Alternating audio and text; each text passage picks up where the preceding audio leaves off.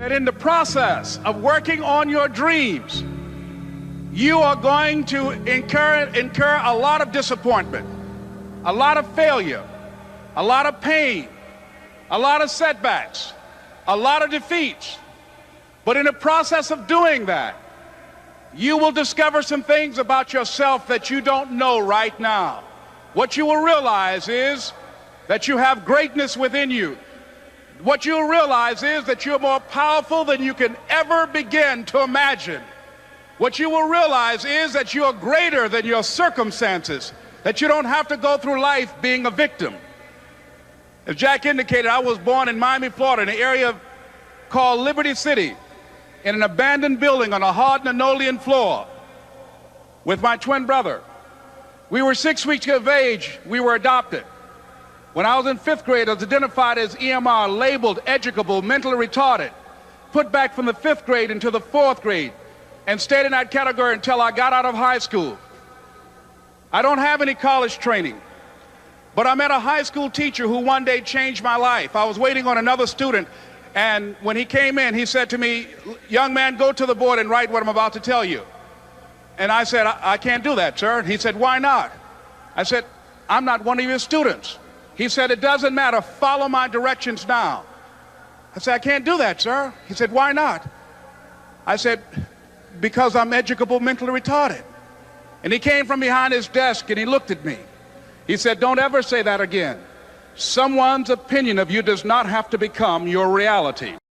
I do a lot of training for many corporations, and I conduct sales seminars, and I've heard all kind of guys doing techniques and training people techniques of how to close sales and how to work with and begin to control the sale and how to ask for the close. Let me share something with you. You can learn all the techniques in the world. If you don't believe in yourself, it won't happen for you. I learned all of it. So that's why I do a training called Focus on the Seller. You've got to focus on you. And as you convince you, as you sell yourself every day, you will begin to see a difference in the things that you're doing. Selling yourself on your ability to perform a job, to achieve a certain objective. Telling yourself every day, "Here I go again, and I got what it takes. This is my day, and nothing out here is going to stop me." The other thing is, take full responsibility for your life. Accept where you are and the responsibility that you're going to take yourself where you want to go. Someone said we have two primary choices in life. We can either accept conditions as they exist, or we can take the responsibility to change them. See, a lot of people want to exempt themselves from taking responsibility. All they want to do is talk about the problem. Every time you see them, they'll tell you their story over and over and over and over again. No. You want to take responsibility for your life. I got me here, I can get me out of this. And I'm getting out. I'm not going to be a volunteer victim. George Bernard Shaw said there are two kinds of people in life. You know, he said those that make things happen, those that watch things happen, and those that don't know what happened.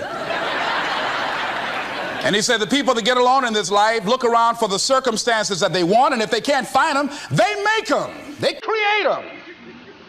So part of beginning to get unstuck, you've got to decide that the behavior pattern that you have adopted doesn't work for you. You've got to change your strategies, and changing your strategy means reinventing your life. Recreating you, and you have the power to do that.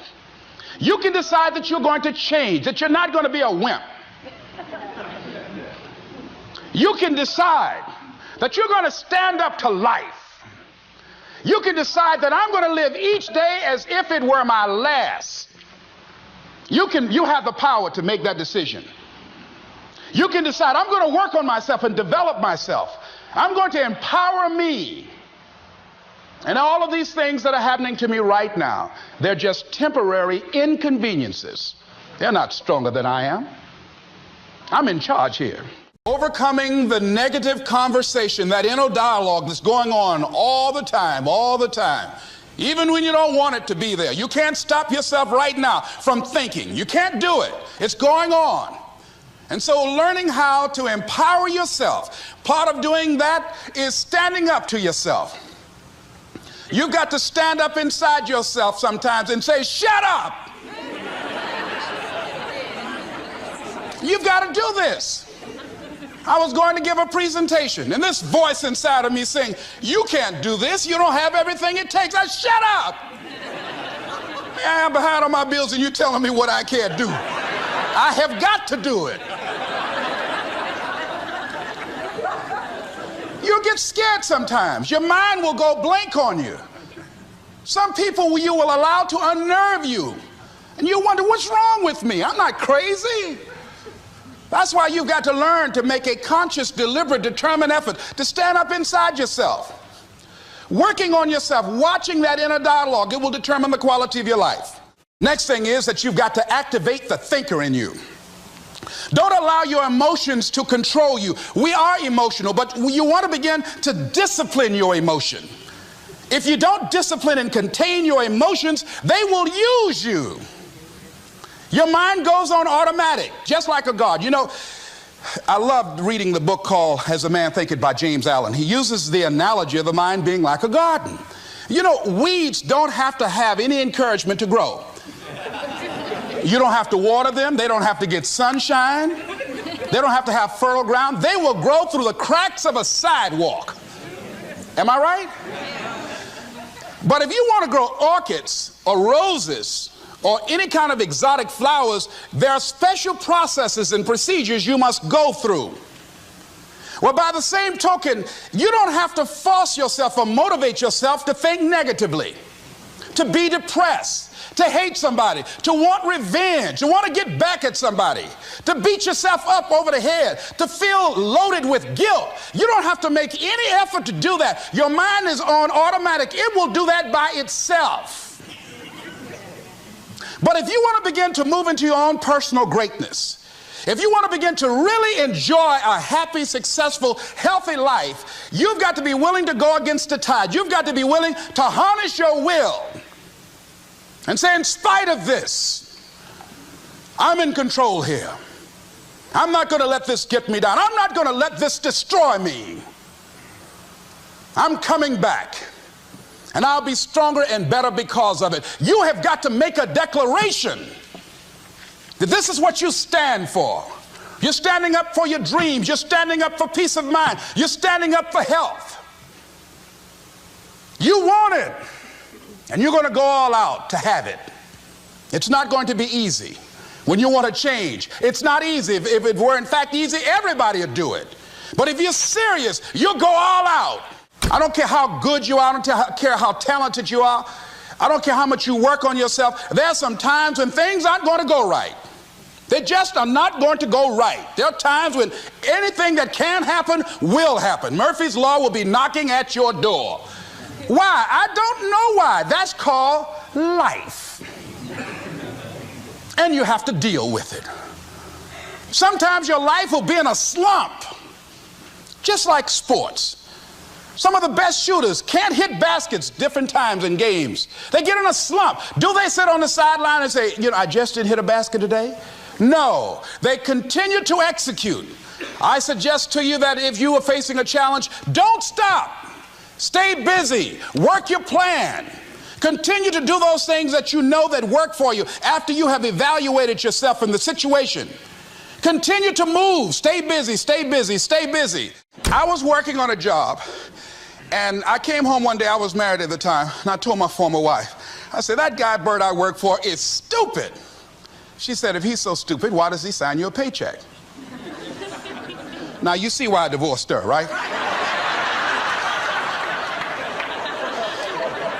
I couldn't stand her. That night, I could not sleep well. Here was a guy that was controlling my life. I was going through all kinds of changes because this man controlled my paycheck. And it was Carlyle who said, truth crushed to earth shall rise again.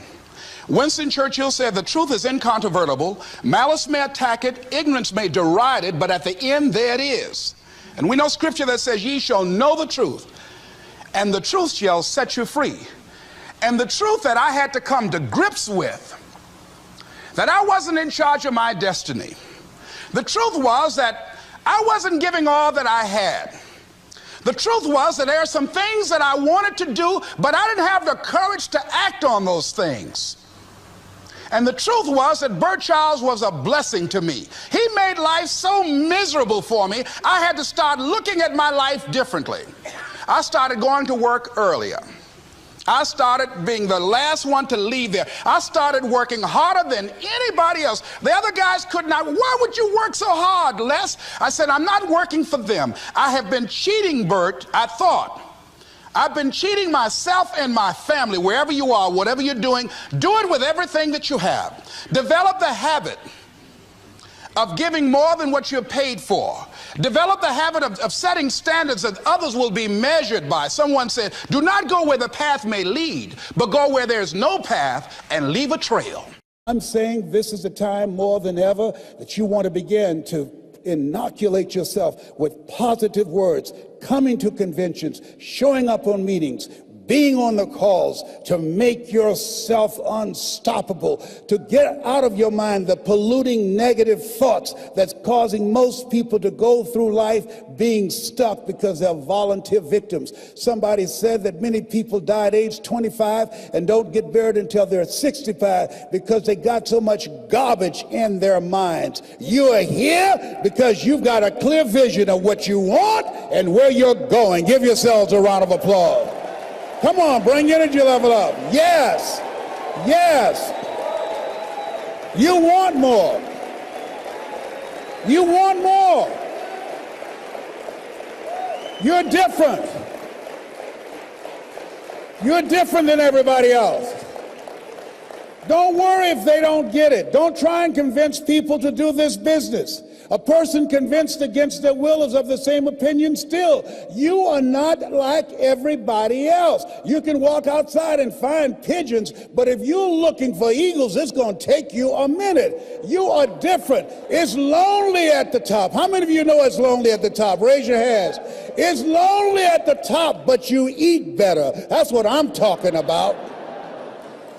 You're different. One great entrepreneur said, I choose not to be a common man. It's my right to be uncommon if I can. I seek opportunity, not security. I do not wish to be a kept citizen, humbled and dulled by having the state look after me. I want to take the calculated risk, to dream and to build, to fail and to succeed. I refuse to live from hand to mouth. I prefer the challenges of life to the guaranteed existence, the thrill of fulfillment to the still calm of utopia. I will never cower before any master, nor bend to any threat. It's my heritage to stand erect, proud and unafraid, to face the world boldly and say, this I have done. You showed up because you're building a business that you can stand and say, I did this. I did this.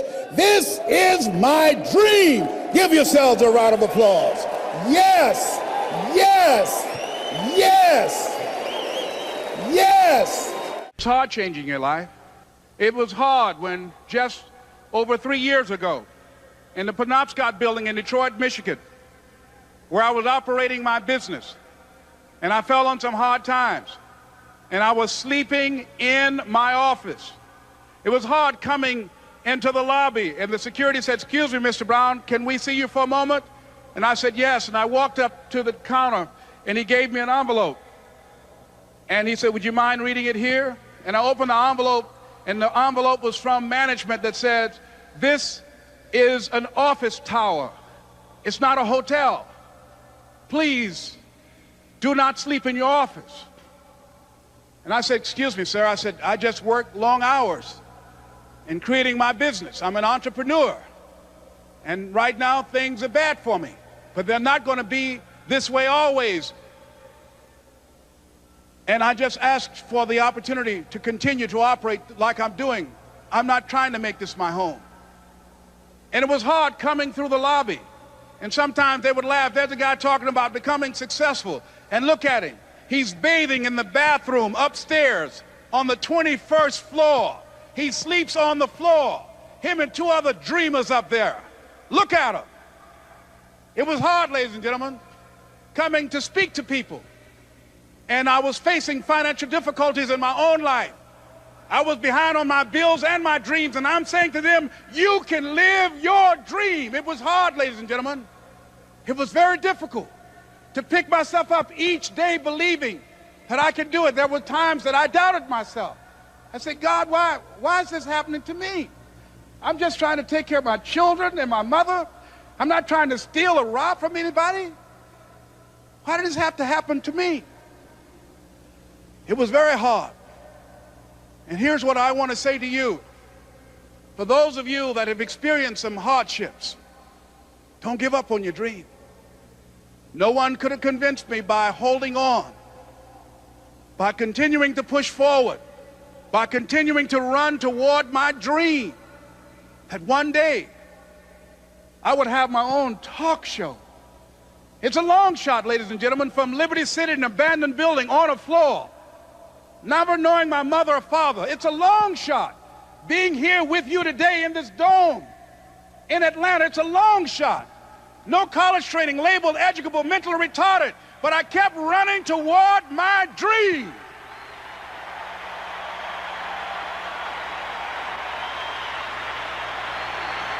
Don't stop.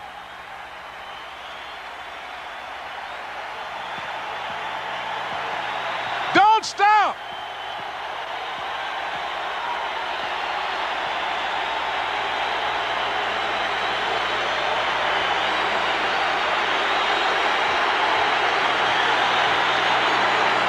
Don't stop running toward your dream.